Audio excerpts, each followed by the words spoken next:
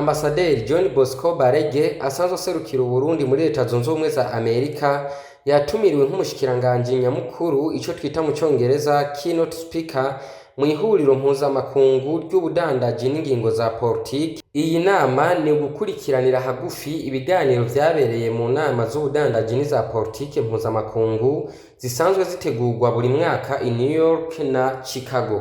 Ikiganiro c'iri huriro kizobera mu nama ngarukamwaka ya Rainbow Push Coalition kuwa 11 Ruheshi mwaka 2026 kuva isaha 11 z'umugoroba gushika isaha 1 z'ijoro. Hazokurikira umunsi mukuru wo kwakira ico twita mu Congereza reception, abazovuga canke abazokwitabira iyo nama.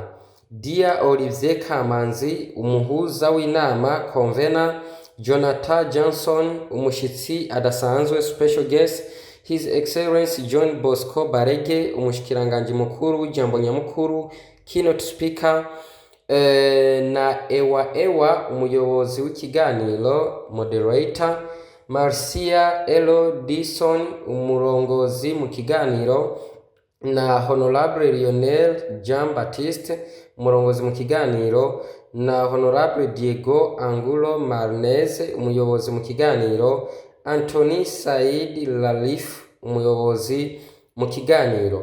Amakuru yaho bizobera kuwa 4 itariki 11 Ruheshi mwaka 2026 kuva isaha 11 z'umugoroba gushitsa 1 z'ijoro. Rainbow Push Coalition 930 E 50th Street, Chicago, Illinois 6615 USA.